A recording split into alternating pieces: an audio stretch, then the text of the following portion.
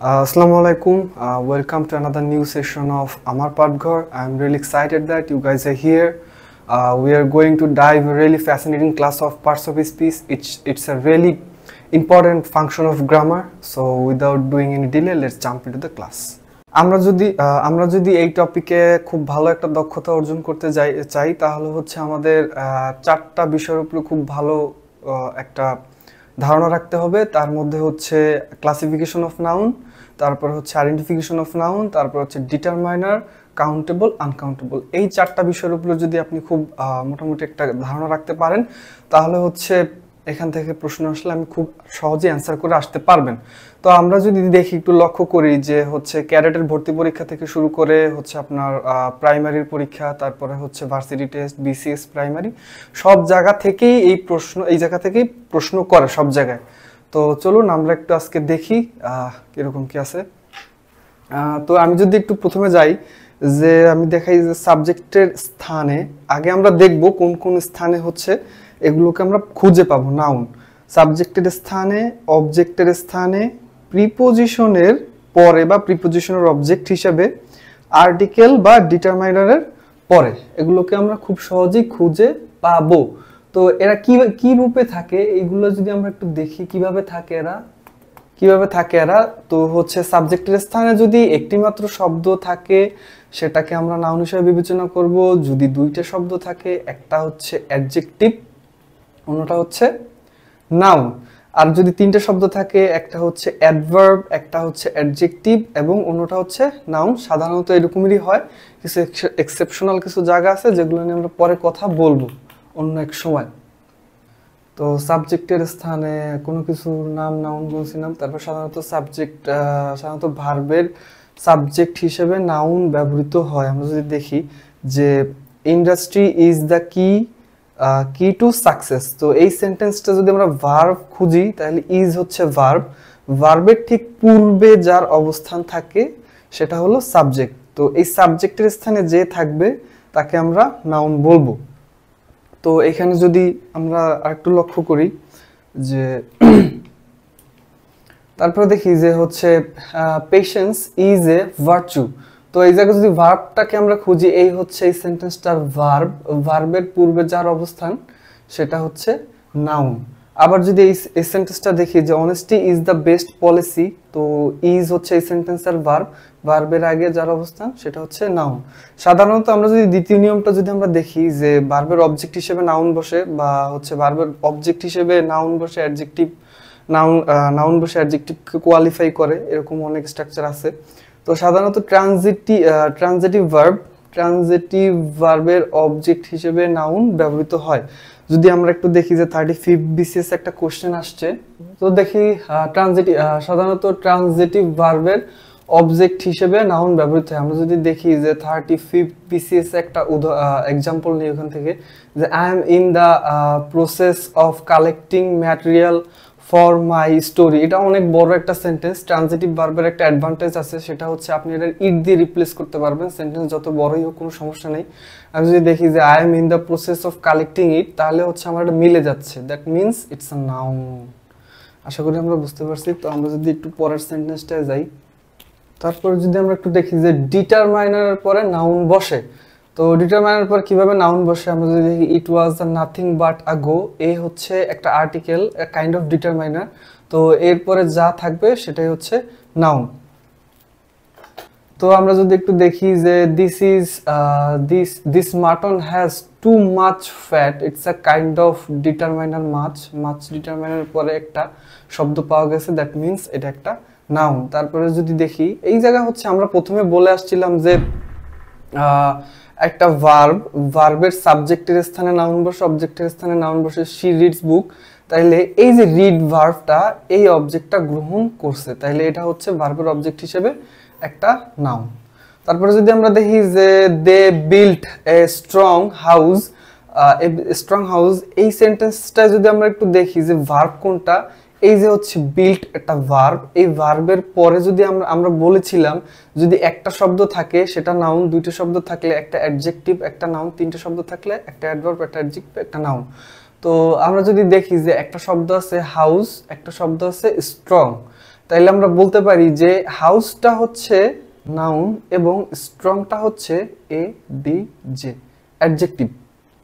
তারপরে sentence number যদি দেখি, she speaks very fluent English. তো এই সেন্টেন্সের ভার্ব হচ্ছে স্পিক।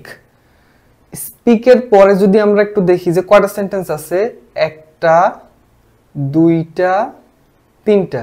তো আমরা উপরে বলে আসছি যে যদি তিনটা ওয়ার্ড থাকে তাহলে প্রথমটা হবে হচ্ছে নাউন, দ্বিতীয়টা হবে হচ্ছে অ্যাডজেক্টিভ, তৃতীয়টা হবে হচ্ছে অ্যাডভার্ব। এগুলা হচ্ছে আপনি পরীক্ষার হলে অ্যাপ্লাই করবেন এবং এগুলা হচ্ছে আপনি দেখবেন যে আপনি মাঝে মাঝে অর্থ বুঝতে পারতেছেন না, তারপরেও হচ্ছে এইভাবে আপনি আইডেন্টিফিকেশন করতে পারতেছেন খুব সহজেই। তো তারপরে আসুন আর্টিকেলের পর আর্টিকেল কাইন্ড অফ ডিটারমাইনার। আর্টিকেলের পর কি কি স্টাইলে হচ্ছে নাউন বসতে পারে। তো যদি একটা আর্টিকেল, তারপরে হচ্ছে একটা নাউন, তারপরে হচ্ছে একটা প্রিপোজিশন, এটা যদি আমরা একটু দেখি যে he is an eyesore to, টুর পর একটা কিছু ছিল, মেবি ওটা হচ্ছে মুছে গেছে, যাই হোক আইশোর টু। তো এই হচ্ছে আমাদের একটা প্রিপোজিশন, এই হচ্ছে একটা আর্টিকেল, মাঝখানে যেটা আছে সেটা হচ্ছে নাউন। তারপর যদি আমরা আরেকটা স্ট্রাকচার দেখি যে আর্টিকেল নাউন প্লাস অ্যাডভার্ব এইভাবে বসে, রিড দ্য প্যাসেজ, এরপরে তো আরো একটা রিড দ্য প্যাসেজ, সরি এইখানে চলে আসছে, কেয়ারফুলি এইখানে চলে আসছে, যাই হোক। আমরা যদি দেখি যে একটা আর্টিকেল আছে, তারপরে হচ্ছে আরেকটা শব্দ আছে, তারপরে একটা অ্যাডভার্ব আছে, তো মাঝখানেরটাকে আমরা নাউন হিসেবে বিবেচনা করব। তারপর যদি আমরা দেখি যে article noun conjunction plus noun, তো সেটা হচ্ছে এরকম যে tell the truth or lie.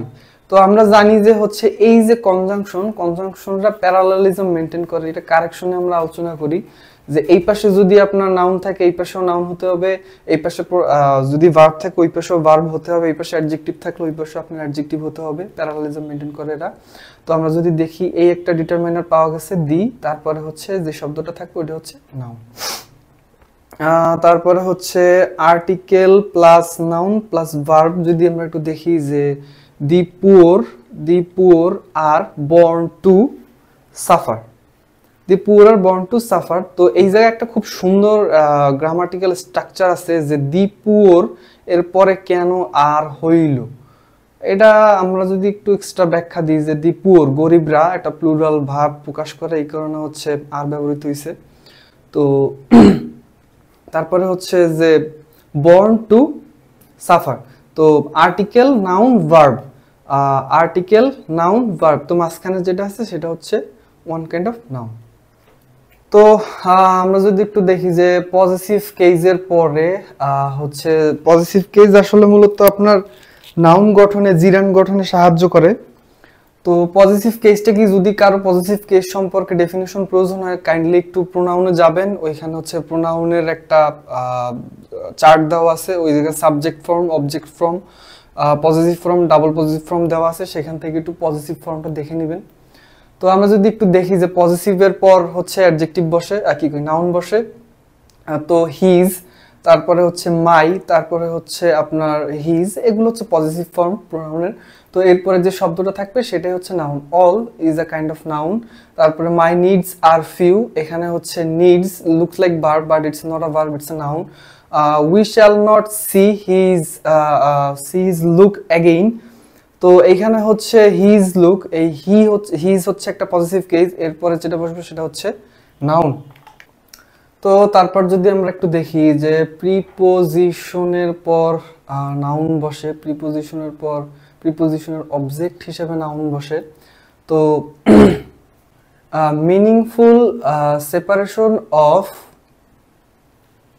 Judiciary is needed for the country. তো আমরা যদি এখানে দেখি যে একটা প্রিপোজিশন আছে অফের পরে যা প্রিপোজিশনের পর যেটাই বসবে সেটাই হচ্ছে নাউন। যদি এক্সেপশনাল, যদি একটা শব্দ থাকে, একটা শব্দ থাকলে নাউন, যদি দুইটা শব্দ থাকে একটা অ্যাডজেক্টিভ একটা নাউন, যদি তিনটা শব্দ থাকে একটা অ্যাডভার্ব একটা অ্যাডজেক্টিভ এবং একটা নাউন। এই হচ্ছে আমাদের সিকোয়েন্সটা, এই সিকোয়েন্স অনুযায়ী আমরা আইডেন্টিফিকেশন করার চেষ্টা করব। তারপর আমরা যদি দেখি বিবিধ বলতে একটা সেকশন আমরা রাখছি, যেগুলো হচ্ছে আমি এই পর্যন্ত যতগুলা পজিশন আলোচনা করছি এর বাইরে হচ্ছে আর কিছুই নাই কোনো বইতে। কাইন্ডলি যদি কেউ পান আমার একটু জানাবেন, আমারও জানার ইচ্ছা আছে। সো তারপরে কিছু কিছু ক্ষেত্রে এই এক্সাম্পলটা হয়তো কোনো একটা বিশ্ববিদ্যালয়ে দিয়েছে, আমার খুব একটা মনে পড়তেছে না, যতটুকু মনে পড়তেছে একটা বিশ্ববিদ্যালয়ের এক্সাম্পল, যে হ্যাভ হ্যাজ হ্যাড এর অবজেক্ট হিসেবে নাউন বসে। আমরা যদি দেখি I have had enough of this, তো এটা হচ্ছে it's a kind of noun, খুব রেয়ার। তো আমরা জানি নো ইটস আ ডিটারমাইনার, মাঝে মাঝে এটা অ্যাডজেক্টিভ হিসেবে ব্যবহৃত হয়, এটা আমরা অনেকেই জানি না, তো এই জন্য এটা রাখছি। তো আমরা যদি দেখি ইউ হ্যাভ নো রাইটস, তো এই যে ডিটারমিনার মতো কাজ করছে, যার কারণে হচ্ছে এটা একটা নাউন হয়ে গেছে। আশা করি আপনাদের ক্লাসটি খুবই কাজে আসবে। যদি মনে করেন, যদি আপনাদের মনে হয় যে এই ক্লাস করে আপনারা উপকৃত হচ্ছেন, তাহলে লাইক কমেন্ট শেয়ার করে আমাদের পাশে থাকবেন।